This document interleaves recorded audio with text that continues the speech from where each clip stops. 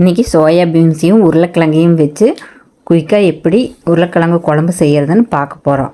வாங்க வீடியோ பார்க்கலாம். அடுப்பு பற்ற வச்சுக்கோங்க. அடுப்பில் ஒரு கடாய் வச்சுக்கோங்க. பல்லாரி வெங்காயமும் சின்ன வெங்காயம் ரெண்டும் சேர்த்து ஒரு கப்பளவு தொளிச்சு வெட்டி வச்சுக்கோங்க. அதையே வடச்சட்டியில் போட்டு எண்ணெய் 2 ஸ்பூன் விட்டு நல்லா வதக்குங்க. நல்லா அடி பிடிச்சிடாமல் வதக்கி விட்டுட்டே இருங்க.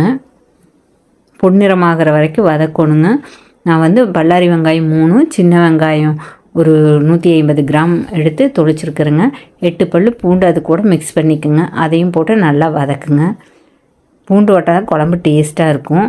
பூண்டு நம்ம எந்த அளவுக்கு யூஸ் பண்ணுறோமோ அந்த அளவுக்கு குழம்பு டேஸ்ட்டாக வரும். அதனால் நீங்கள் பூண்டு இன்னும் வேணும்னாலும் கூட போட்டுக்கலாம். ஆனால் 8 பல் நான் 8 பல் போட்டுக்கிறேங்க. அப்படியே நல்லா வதக்கிட்டே இருங்க. நல்லா பொன்னிறமாகிற வரைக்கும் வதக்குங்க. இது கூடவே 6 வரமிளகாயை கிள்ளி வச்சுக்கோங்க. அதையும் அது கூட போட்டு வதக்கி விடுங்க. நல்லா எண்ணெயிலேயே வதங்கணுங்க. சீரகம் ஒரு 1/4 டீஸ்பூன் போட்டுக்குங்க. அடி பிடிச்சிடாமல் அப்படியே வதக்குங்க. இந்த மிளகாயும் சீரகமும் அந்த வணங்கும்போது அதில் இருக்கிற வாசனை வெங்காயத்து கூட மிங்கிள் ஆகணும். அப்போ தான் நல்லா மணம் வருங்க. குழம்பு அரைக்கும் போதும் டேஸ்ட்டாக இருக்கும். நல்லா அது கூடவே வணக்கிட்டே இருங்க. நல்லா பச்சை வாசம் போகிற வரைக்கும் வதக்குங்க.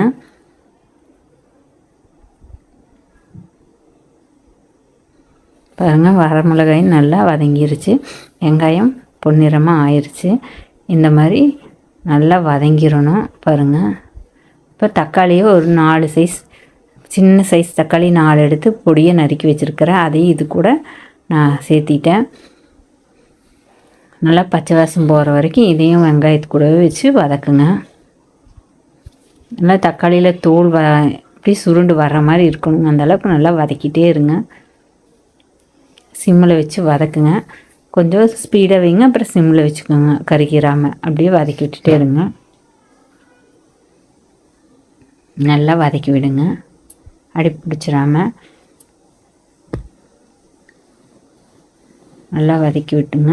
இது கூட குழம்பு வைக்கும்போது எப்போவுமே நம்ம பட்டை யூஸ் பண்ணணும்னு சொன்னால் நல்லாயிருக்கும் குழம்பு. பட்டை, சோம்பு இதெல்லாம் மசாலா ஐட்டங்க. இந்த ஐட்டம் குழம்புக்கு ருசி தரும், மணமும் தரும். அதுக்காக வேண்டி பட்டை, சோம்பு நம்ம சேர்த்துறோங்க. மஞ்சத்தூள் குழம்பு டேஸ்ட்டாக இருக்குங்க. மஞ்சத்தூள் சேர்த்துனோம்னா அதுக்காக நல்லா வதக்கி விடுங்க. அதையும் நல்லா வதக்கிட்டே இருங்க. சோம்பு 1 டீஸ்பூன் வேணாலும் போட்டுக்கலாம், 1/4 டீஸ்பூன் வேணாலும் போட்டுக்கலாங்க. நம்ம 1/2 டீஸ்பூன் போட்டோன்னு சொன்னால் நல்லாயிருக்கும். அதனால் 1/2 டீஸ்பூன் போட்டிருக்குறேங்க. இது மல்லி 25 கிராம் மல்லி பொடிங்க யூஸ் பண்ணுறேன். நீங்கள் அரைச்சி வச்சுருக்கிறதா இருந்தாலும் சரி, கடையில் இருக்கிறதா இருந்தாலும் சரி, நீங்களே 25 கிராம் போட்டுக்குங்க. 1/4 டீஸ்பூன் மிளகாய் பொடி அதுவும் இது கூட நான் சேர்த்திருக்கிறேன். இப்போ நல்லா பார்த்துக்கோங்க. குழம்பு இது குழம்புங்கிறதுனால நம்ம கரம் மசாலா 1/2 ஸ்பூன் போட்டு நல்லா கலக்கி விட்டுக்குங்க. கரம் மசாலா இல்லாதவங்க குழம்பு மிளகாய் பொடி வச்சுருந்தீங்கன்னா குழம்பு மிளகாய் பொடியும் 1/2 ஸ்பூன் போட்டுக்குங்க. நல்லா போட்டு நல்லா தொலைவி விடுங்க. அடி பிடிச்சிடாமல் தேங்காய் ஒரு மூடி எடுத்து அதில் பாதி அளவு தோண்டி பொடியை நறுக்கி வச்சுக்கோங்க. அதையும் இது கூட சேர்த்திக்குங்க. ஒரு கைப்பிடி அளவு இருந்தால் போதும். கருவேப்பிலை ஒரு 2 கொத்து உருவி பச்சையாக கடைசியாக போட்டிங்கன்னு சொன்னால் நல்லா மணமாக இருக்குங்க. நம்ம இந்த ஹீட்லேயே தேங்காயும் கருவேப்பிலும் அப்படியே ஒரு தடவை நல்லா திருப்பி விட்டிங்கன்னு சொன்னால் மிளகா அரைக்கும் போது நல்லா மணம் வருங்க. அதில் இருக்கிற வாசனையே இப்போ கமகமன்னு வருது. நல்லா இருக்குங்க. டேஸ்ட்டாகவும் இருக்குது அதே சமயம். இப்போவும் குழம்புல நம்ம எல்லா குழம்புலையுமே கருவேப்பிலை சேர்த்துற அளவுக்கு உடம்புக்கு நல்லது. நான் எடுத்து அரைக்கிறதுக்கு எடுத்து வச்சுட்டுங்க. இப்போ சோயா 100 கிராம் சோயா எடுத்துருக்கிறேன். அதில் தண்ணி ஊற்றி ஊற வைக்கிறேங்க. இது ஒரு 10 நிமிஷம் போல் ஊறுட்டு 6 உருளைக்கிழங்கு எடுத்து நான் தண்ணி எடுத்து அதை நறுக்கி வச்சுட்டேங்க. பொடி அதுவும் நறுக்கி வச்சுட்டேன். இப்போ தாளிக்க போகிறேன். அடுப்பில் ஒரு கடாய் வச்சு எண்ணெய் 2 ஸ்பூன் விட்டுட்டேன். எண்ணெய் காயிட்டுங்க. எண்ணெய் காஞ்சதுக்கப்புறம் கடுகு 1/4 டீஸ்பூன் போடுங்க. கடுகு நிறைய போட வேண்டியதில்லை. கடுகு எதுக்குமே தாளிப்புக்கு அதிகமாக போட்டோம்னா கசக்கும். அதனால் நீங்கள் 1/4 டீஸ்பூன் கடுகு போடுங்க. கடலைப்பருப்பு ஒரு 1/4 டீஸ்பூன் போடுங்க. வெந்தயம் சும்மா ஒரு பிஞ்ச் அளவு போட்டால் போதுங்க. வெந்தயம் மணத்துக்காக வேண்டி போடுறது. அதுவும் போட்டு நல்லா பொரிக்கிட்டுங்க.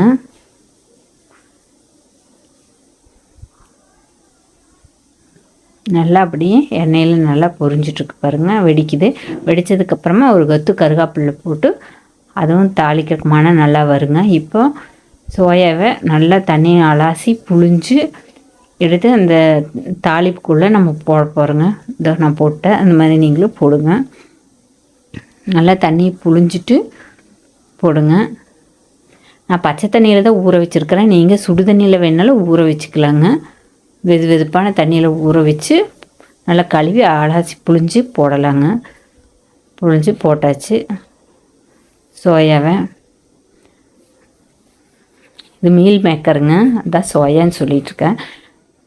நல்லா தொலைவி விடுங்க, அடி பிடிச்சிடாமல் தொலைவி விட்டுட்டு உருளைக்கிழங்க பொடியை நறுக்கி வச்சுருக்கிறேன், அதையும் எடுத்து நான் இது கூட கலக்கிறேன். நல்லா அலசி போடுங்க. குழம்பு உருளைக்கிழங்கு சோயாவும் போட்டு நல்லா மட்டன் குழம்பு மாதிரி நல்லா டேஸ்ட்டாக இருக்கும். அதுக்காக தான் உருளைக்கிழங்கு சோயாவும் போடுறேன். நல்லா டேஸ்ட்டாக இருக்குங்க. நல்லா அதையும் தொலைவி விடுங்க.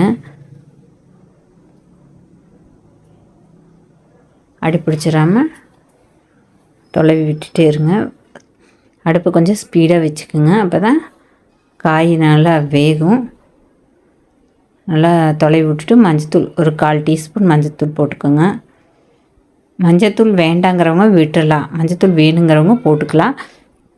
கரம் மசாலா இருந்தால் போடுங்க, இல்லைன்னா சிக்கன் மசாலா இருந்தாலும் நீங்கள் யூஸ் பண்ணலாங்க. சிக்கன் குழம்பு மசாலா பொடி ஒரு 1/4 டீஸ்பூன் வேணும் யூஸ் பண்ணிக்கலாம். உப்பு 1 டீஸ்பூன் போட்டுக்கோங்க. உப்பு தேவைக்களவாக போடுங்க. எக்ஸ்ட்ரா ஆயிர போகுது, கம்மியாக இருந்தாலும் மறுபடியும் நம்ம போட்டுக்கலாம். நல்லா தொலைவி விடுங்க. இந்த உப்பு எல்லாத்துலேயும் போய் நல்லா கலக்கும்போது அதிலேருந்து நல்லா வேகிற மனம் வருங்க. நல்லா அப்படியே தொலைவி விட்டுட்டே இருங்க, அடி பிடிச்சிடாமல்.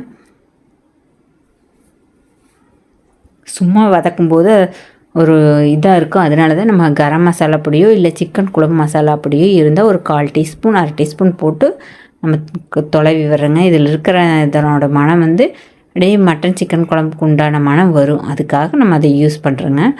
இப்போ நம்ம மிளகா அரைச்சி வச்சுருக்குறோம், அந்த அரைச்சி வச்சுருக்கிற மிளகு எடுத்து இது கூட நான் கலக்கிறேன். நல்லா கெட்டியாக வேணுங்கிறவங்க கெட்டியாக வச்சுக்கலாங்க. கொஞ்சம் தண்ணி போல் வேணுங்கிறவங்க நம்ம தேவைக்கு ஏற்ப தண்ணியை எக்ஸ்ட்ராவே சேர்த்திக்கலாம். பாருங்கள், நல்லா இதெல்லாம் தொலைவி விட்டு கலக்கி விடணுங்க. கழுவி ஊற்றிட்டு ஒரு டம்ளர் தண்ணி ஊற்றி நல்லா கழுவி ஊற்றிக்கிங்க. அப்புறம் நல்லா தொலைவி விடுங்க. இந்த அளவுக்கு கெட்டியாக வேணும்னா நீங்கள் சப்பாத்திக்கோ இட்லி தோசைக்கோ யூஸ் பண்ணலாங்க. சாப்பாட்டுக்கும்போது இன்னும் கொஞ்சம் நம்ம தண்ணியை மிக்ஸ் பண்ணிக்கலாம்.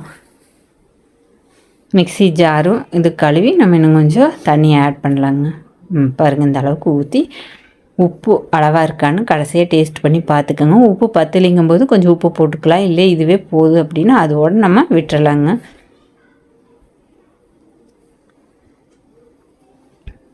இப்போ நல்லா தொலைவி விடுங்க. தண்ணி மசாலா எல்லாத்துலேயும் மிங்கிள் ஆகிற மாதிரி. உருளைக்கிழங்கு சோயாவும் வேகணும். நம்மளுக்கு வேக வரைக்கும் இந்த தண்ணி கொஞ்சமாவது சுண்டும், அதனால் ஒரு 15 நிமிஷம் போல் வேகணுங்க உருளைக்கிழங்கு. இப்போ மூடி வச்சிடலாம். வெந்துருச்சுங்க. இப்போ ஓப்பன் பண்ணி பார்க்க போகிறோம். பாருங்கள், குழம்பு ரெடி ஆயிடுச்சு. காய் நல்லா வெந்துருச்சு, சோயாவும் நல்லா வெந்துருச்சு. நல்லா சூப்பரான குழம்பு ரெடி ஆயிடுச்சு. சும்மா மட்டன் குழம்பு மாதிரியே இருக்குங்க. நான்வெஜ்ஜு சாப்பிடாதவங்க இந்த குழம்பை யூஸ் பண்ணலாங்க. நீங்கள் எதுக்கு வேணாலும் இட்லி தோசை சப்பாத்தி எதுக்கு வேணாலும் நம்ம வச்சுக்கலாங்க.